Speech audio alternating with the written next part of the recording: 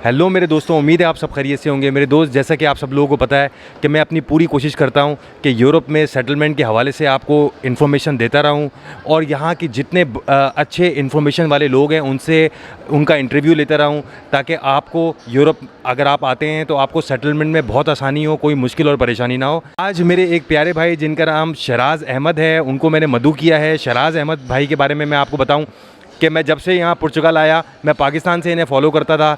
ये माशाल्लाह एडमिनिस्ट्रेटर हैं पाकिस्तानी इन पुर्तगाल पेज के, और ये बड़े अहम रुकन में से हैं। इवन कि अभी मैं आपको बताऊँ, आने से पहले जब मैंने अदील एहसन साहब से बताया कि मैं आज शराज़ भाई का इंटरव्यू लेने जा रहा हूँ, तो वो बहुत खुश हुए और वो मुझसे कहने लगे यार कि वो जो शराज़ भाई हैं वो हमारे उस्तादों में से हैं माशाल्लाह। और आप यकीन करें, जो पाकिस्तानी इन पुर्तगाल का पेज है उसमें जो आदमी भी सवाल करता है तो उसका भरपूर जवाब देते हैं, हर सवाल का जवाब देते हैं मेरे शराज़ भाई। इसीलिए मैं इनको पाकिस्तान से फॉलो करते हुए यहाँ तक पहुँचा और बड़ी कोशिश करता रहा कि किसी तरीके से इनसे मेरी मुलाकात हो जाए, मगर ये अभी तकरीबन पूरे यूरोप के टूर से में बिज़ी थे। जब ये वापस आए फिर मैंने इनसे रिक्वेस्ट की, तो आज इन्होंने मुझे अपना टाइम दिया है और जो सवालात आपने मुझसे पूछे हैं वही सवाल मैं इनसे करूँगा, ताकि आप लोगों को किसी किस्म की कोई परेशानी ना हो।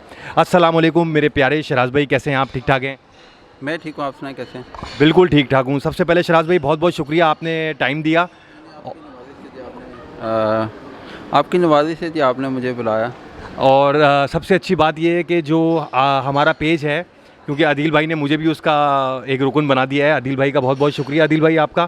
और जो वो पेज है उसमें जितने भी लोग सवाल करते हैं आप पेश रहते हैं, हर सवाल का आप जवाब देते हैं, ये बहुत अच्छी बात है। अपने इतने कीमती टाइम से इतना बिज़ी होने के बावजूद भी आप हर सवाल का जवाब देते हैं, विच इज़ वेरी नाइस। बस जी कोशिश करते हैं जितनी लोगों की मदद कर सकें।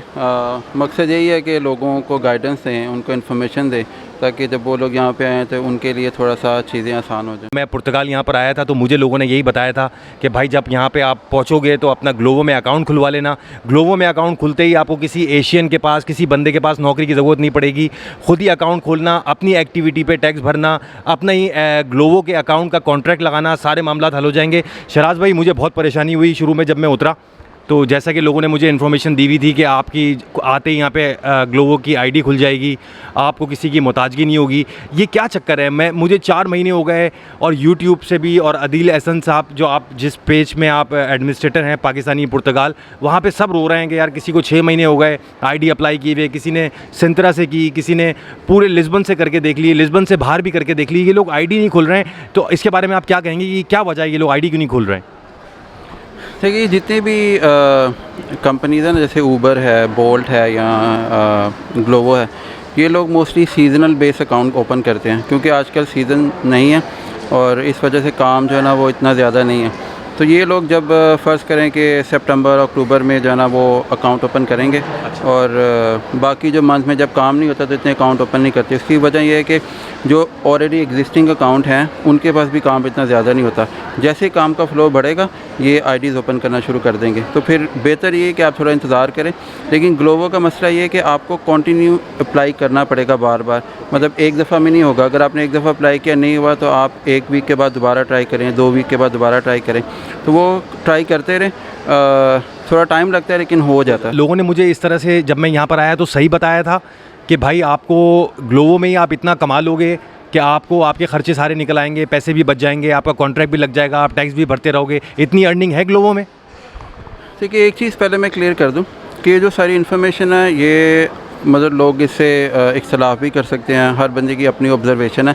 लेकिन मैं जो भी इन्फॉर्मेशन दूंगा वो मेरी ऑब्ज़र्वेशन है, कुछ पर्सनल एक्सपीरियंसेस हैं, प्लस मेरे कुछ जो दोस्त हैं उनसे इन्फॉर्मेशन जो मैंने ली है। ग्लोवो में अगर आपके पास बाइक का अकाउंट है तो मेरे कुछ दोस्त हैं जो 80-90 पर डे अर्न कर रहे हैं। 10 घंटे काम करते हैं, 80-90 ये उनकी एवरेज है। तो आप एक रीज़नेबल इनकम जो है ना वो ग्लोवो से अर्न कर सकते हैं। और उसकी सबसे अच्छी बात जो मैं समझता हूँ कि आपको काम कॉन्टीन्यूसली मिलता है। जैसे ऊबर और बोल्ट में है कि आपको वेट करना पड़ता है, लोकेशन चेंज करनी पड़ती है। ग्लोवो में ये है कि आप जहाँ मर्ज़ी हों आपको जो काम मिलेगा और आप ऑन एवरेज 80-90 एक दिन में अर्न कर सकते हैं। शराज भाई, ये तो बड़ी ज़बरदस्त बात है कि इतनी अर्निंग हो रही है बंदे की, तो मुझे लगता है विच इज़ वेरी गुड, क्योंकि जहाँ पे भी बंदा नौकरी कर रहा है तो वहाँ उसको 25 यूरो नॉर्मली पर डे के हिसाब से दे रहे हैं। अगर ये 80 यूरो 90 यूरो मिल रहा है तो फिर मैं तो ये करता हूँ, मैं दिन में 3 बार अप्लाई करता हूँ। अच्छा, इससे कोई फ़र्क तो नहीं पड़ता अगर एक ही ईमेल एड्रेस से मैं 2-2 3-3 दफ़ा अप्लाई करूँ? देखिए, मैं आपको अपना पर्सनल एक्सपीरियंस बता सकता हूँ कि मैंने खुद 4 दफ़ा अप्लाई किया था और कोई 5वीं दफ़ा जाके जो है ना मेरी आईडी अप्रूव हुई थी। हर दफ़ा वो आपसे कॉन्ट्रैक्ट साइन करवा लेते हैं और आपको जो है ना ईमेल भेज देते हैं, लेकिन है कि वो क्योंकि आईडीज़ ओपन नहीं कर रहे होते और इस वजह से जो थोड़ा ना आप अगर मतलब जब आपकी फ़र्स्ट करें कि आईडी ओपन होनी है तो वो आपको ईमेल आ जाएगी और उसमें आपको वो कहेंगे जी आप उसका बैग ऑर्डर कर दें, और उसके 2 या 3 दिन के बाद आपको जो उसका पासवर्ड है वो भी रिसीव हो जाता है। तो बेहतर ये है कि जब तक आपकी आईडी ओपन नहीं होती आप कंटिन्यूसली अप्लाई करते रहें, डेली नहीं लेकिन 1-2 दिन के गैप के साथ या 1 वीक के गैप के साथ, और आप अपना ईमेल और फ़ोन नंबर सेम यूज़ कर सकते हैं, उसमें कोई मसला नहीं। अच्छा मेरे प्यारे शराज भाई, मुझे ये बताइए कि ये सवाल एक बहुत इंपॉर्टेंट है, हर कोई ये बंदा सवाल पूछता है पाकिस्तान से कि अगर कोई नया बंदा एशियन रीजन से कहीं से भी आ रहा है, चाहे अबू धाबी से आ रहा है, चाहे इंडिया से आ रहा है, चाहे पाकिस्तान से आ रहा है, और अगर वो अपनी बेगम के साथ बच्चों के साथ यहाँ पे आता है, तो सर्वाइवल के लिए जब तक उसको नौकरी नहीं मिलती तो कितना पैसा उसको यहाँ लेकर आना चाहिए मिनिमम? देखिए, लोग मेरे से इख्तलाफ कर सकते हैं, लेकिन मैं आपको मतलब अपना ओपिनियन दूंगा कि यहाँ पे लाइफ इतनी इजी नहीं है, आपको थोड़ा सा टफ़ टाइम मिलेगा। उसकी वजह है कि लैंग्वेज बैरियर है। अगर फ़र्ज़ करें आप आईटी में हैं या आप कोई इंजीनियर हैं तो फिर इजी है, थोड़ा सा आप जॉब अरेंज कर सकते हैं। लेकिन अगर आप फ़र्ज़ करें फैमिली के साथ आ रहे हैं, आपको मोस्टली और जॉब्स मिलेंगी, और जॉब्स में जो अर्निंग है वो ये 700 800 मैक्सिमम आप कह लें कि आप 1000 तक जा सकते हैं। तो मैं पर्सनली ये रिकमेंड करता हूँ कि आप पहले खुद आएँ यहाँ पे, अपने आप को स्टेबल करें, आप अपना रेजिडेंस कार्ड लें, उसके बाद आप अपनी फैमिली को यहाँ पे लेके आएँ, क्योंकि बहुत सारे ऐसे लोग हैं जो यहाँ पे आए फैमिलीज़ के साथ, और मैं पर्सनली बहुत सारी फैमिलीज़ को जानता हूँ कि जो अभी भी स्ट्रगलिंग फेज़ में है। वो फ़र्ज़ करें 3000 4000 6000 10,000 यूरो लेके अपनी सेविंग लेके यहाँ पे आ जाते हैं, और आपको पता है कि रफली आजकल रेजिडेंस कार्ड मिलने में 2 ईयर्स लग रहे हैं। तो इतना थोड़ा मतलब मुश्किल हो जाता है लोगों के लिए यहाँ पे सर्वाइव करना। तो मेरी अगर पर्सनल रिकमेंडेशन दें या लें तो मैं आपको ये कहूँगा कि बेहतर है कि आप खुद आएँ, आप अपने आप को यहाँ पे सेटल करें, उसके बाद अपनी फैमिली लेके आएँ, मतलब मेरा ओपिनियन है जी। अच्छा शराज भाई, एक आदमी अगर यहाँ पे आता है तो आपके हिसाब से कितना ख़र्चा उसका, अगर उसको नौकरी नहीं मिलती तो मंथली उसका क्या एक्सपेंस आना चाहिए? देखिए, अगर आप शेयरिंग में रह रहे हैं, शेयरिंग आजकल आप कह लें कि 150 रफली चल रहा है, आप 50 समथिंग यूरो लगा लें खाने पीने के, 40 यूरो का पास है जो आप ओवरऑल लिस्बन में ट्रैवल कर सकते हैं। आप रफली लगा लें 300 350 एक बंदे का रफली एक्सपेंस हो जाता है। ठीक है, अगर यही बंदा अगर फैमिली के साथ आ रहा है, मियाँ बीवी के साथ या 2 बच्चों के साथ, तो फिर कितना हो जाना चाहिए? मतलब अगर लिस्बन से बाहर भी घर लें तो मेरे ख्याल है 400 यूरो का तो मिलेगा अबाउट। देखिए, विद इन लिस्बन हो गया, ये आपके जो सराउंडिंग के एरियाज़ हैं, आपको अब हर जगह प्रॉपर्टी के रेट थोड़े ज़्यादा हैं। आप रफली लगा लें 500 to 600 आपको एक T1 बेडरूम मिल जाएगा, प्लस आपकी यूटिलिटीज़ हैं, खाना पीना है। तो अगर आप एक फैमिली है, एक बच्चा है, तो मेरे अंदाजे के मुताबिक रफली 1000 और या 1100-1200 आपका रफली पर मंथ एक्सपेंस होगा। तो मोस्टली लोग यहाँ पे मतलब एक बच्चा है या मतलब खाली वाइफ है, वो लोग शेयरिंग में भी रह रहे हैं। एक शेयरिंग में मतलब 2 फैमिलीज़ रह रही हैं घर में, वो 300-400 आपको मंथली पड़ जाता है। वो कॉस्ट थोड़ी सी कम हो जाती है, लेकिन डिपेंड करता है, कुछ फैमिलीज़ नहीं रहना पसंद करती, वो कहते हैं जी हमें सेपरेट चाहिए। तो अगर अब आपकी मतलब वाइफ है, एक बच्चा है, आपका एक T1 बेडरूम फ्लैट है या जो भी है, तो आप कह लें कि आपका रफली 1000 प्लस जो है ना आपका एक्सपेंस होगा मंथली मेरे मुताबिक।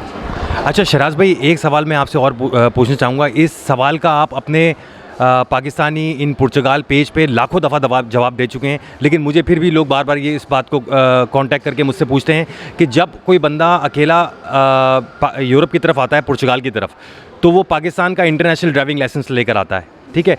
तो यहाँ पे बताया ये जाता है कि जब आप वो इंटरनेशनल ड्राइविंग लाइसेंस लेकर आते हो तो यहाँ पर आके चेंज हो जाता है, जबकि मैं सिचुएशन देख रहा हूँ कि ऐसा नहीं है। तो अब शायद मेरी इन्फॉर्मेशन थोड़ी सही मैं लोगों तक नहीं पहुंच पाया हूं, तो आप इसके बारे में क्या कहेंगे? क्योंकि आप यहाँ पुराने भी हैं और माशाल्लाह लॉ यहाँ के कानून को भी बहुत अच्छी तरह समझते हैं, और आपने यहाँ बड़ा शुरू में आपने बड़ा टफ़ टाइम भी देखा है, तो क्या आप बताएंगे लोगों को इसके बारे में?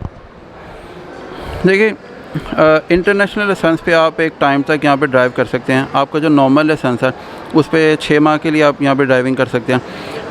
अभी उन्होंने थोड़ा सा फैसिलिटेट करना कुछ शुरू किया कि आप अपना जो कन्वर्जन अप्लाई कर सकते हैं यहाँ पे, और उसके अगेंस्ट में आपको मैक्सिमम वो एक टेम्परेरी ड्राइविंग पेपर दे देंगे। उसको मतलब इनकी ज़ुबान में गिया कहते हैं, लेकिन रेजिडेंस कार्ड नहीं, जो लाइसेंस है वो आपको तब तक नहीं मिलेगा जब तक कि आपके पास रेजिडेंस कार्ड नहीं है। तो इनिशियली आप मतलब अपने पाकिस्तानी लाइसेंस पे 6 मंथ ड्राइव कर सकते हैं।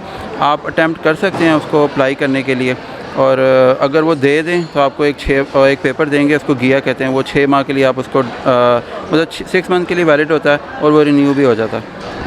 अच्छा शराज भाई, मुझे ये भी बताइएगा कि बहुत सारे लोगों को टीआरसी कार्ड मिल चुका है, उसके बावजूद भी जब उन्होंने कन्वर्जन लाइसेंस के कन्वर्जन के लिए यहाँ अप्लाई किया है तो उसमें 1-1 साल लग रहा है। This is true?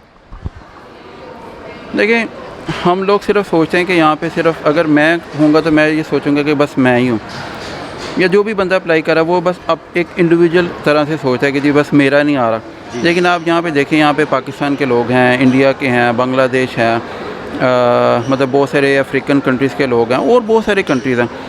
फ़्लो बहुत ज़्यादा और इनके पास में भी इतनी कैपेसिटी नहीं है, तो इसलिए लोगों को वेट करना पड़ता है। फिर वेरिफिकेशन प्रोसीजर है, फिर हमारे बहुत सारे जो लोग हैं वो समहाउ फेक डॉक्यूमेंट भी देते हैं, जैसे ड्राइविंग लाइसेंस है या इस तरह के जो एनओसी है। तो जब आप एक बंदा इस तरह का गलत काम करता है तो ओबियसली फिर वो वेरिफिकेशन प्रोसेस जो है ना वो थोड़ा सा स्ट्रिक्ट कर देते हैं। तो ये भी रीज़न है। फिर एक फ़्लो बहुत ज़्यादा है, फिर है कि मतलब बहुत ज़्यादा रिक्वेस्ट मेरा ख्याल है पिछले कुछ सालों में इनके पास गई हैं। फिर प्लस इनके अपने लोगों का भी काम है, तो मे बी ये रीज़न हो सकती है कि डिले आ रहा हो। अच्छा शराज भाई, एक सवाल जो कि पाकिस्तान, इंडिया, बांग्लादेश, नेपाल, पूरी दुनिया से मुझसे पूछा जाता है, हालांकि सबको पता भी है, वही सवाल मैं आपसे रिपीट करूंगा कि टीआरसी में कितना टाइम लग रहा है, कितने टैक्स चाहिए होते हैं, क्या वाकई ये जो बंदे बना लिए हैं, अपनी कंपनियां खोल ली हैं और अपनी कंपनियों में ये पूरी दुनिया से बैठे हुए जो हैं वो बिज़नेस चमका रहे हैं और उनको जो है वो कॉन्ट्रैक्ट बेच रहे हैं, उनके मामला चला रहे हैं, ठीक है ना? तो क्या इन पर भी सवाल आएगा? अपनी कंपनियां खोल ली हैं, वो ये बोलते हैं कि आपको अगर आप लीगल एंट्री पे भी हो तो आप टैक्स देते रहो, क्योंकि उनको फ़ायदा है उसमें, क्योंकि वो टैक्स उनकी जेब में आ रहा है, वो कॉन्ट्रैक्ट बेच रहे हैं।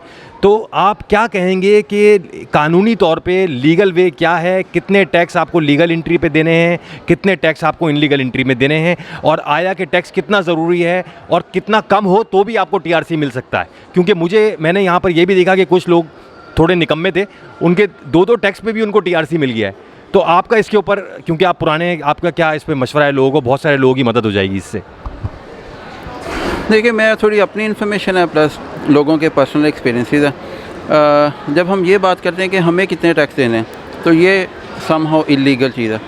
हमें मतलब फ़र्ज़ करें, आप जब यहाँ पे आते हैं, आप जॉब फाइंड आउट करें, जो एक रूल है उसके मुताबिक अगर आपके पास लीगल एंट्री है तो मिनिमम रिक्वायरमेंट जो है ना वो टैक्सेस की वो 6 है। और अगर आपके पास वीज़ा नहीं है तो इनके लॉ, पुर्तगाल के लॉ के मुताबिक आपकी मिनिमम रिक्वायरमेंट टैक्सेस की 12 है।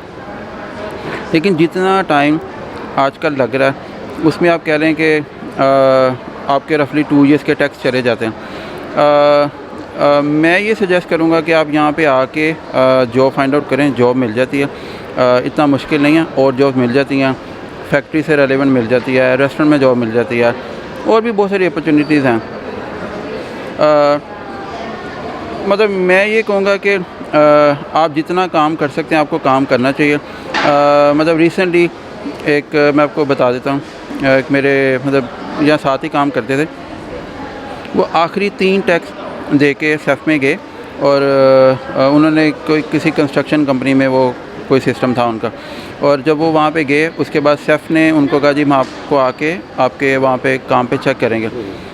वो फिर वहाँ पे आए 1 महीने के बाद तकरीबन, फिर उन्होंने चेक किया, चेक करने के बाद फिर उन्होंने उनका रेजिडेंस कार्ड जो ना वो इशू किया। तो मैं देखें जब से आया हूँ मैं ख़ुद काम कर रहा हूँ। 2016 से अभी तक 2022 तक मैं कंटिन्यूसली काम कर रहा हूँ। मेरा एक भी टैक्स गैप नहीं है, कंटिन्यूसली काम है, टैक्स जा रहे हैं, मैं जॉब कर रहा हूँ या मेरी एक्टिविटी है या मेरा जो भी सिस्टम है, लेकिन मैं अपना टैक्स प्रॉपर पे कर रहा हूँ। लेकिन है कि आप मतलब लीगल ट्रैक को हमेशा फॉलो करना चाहिए। जॉब करें और एम्प्लॉयर है वो आपका टैक्स पे करेगा, और मतलब मिनिमम रिक्वायरमेंट 6 टैक्सों की है। अच्छा शराज भाई, अब मेरे बारे में आप क्या कहेंगे कि देखें मुझे 5 महीने हो गए यहाँ पे आए हुए, मेरा एक टैक्स भी गया हुआ नहीं है। जिस कंपनी में मैं काम कर रहा हूँ अभी, उसने मुझे कॉन्ट्रैक्ट अभी तक दिया नहीं है। वो कह रहा है कि हम ऐसे कॉन्ट्रैक्ट देते नहीं, अभी ट्रायल बेस चल रहा है आपका। तो मुझ जैसे लोग जिनका 5 महीने से कोई टैक्स नहीं गया, और हो सकता है वो मुझे कॉन्ट्रैक्ट ना भी दे, मुझे वो वही 800 यूरो जो वो दे रहा है, 750 यूरो वही देता रहे, तो मुझ जैसे लोगों का उसमें क्या किरदार होना चाहिए, हम क्या करें फिर उसके लिए?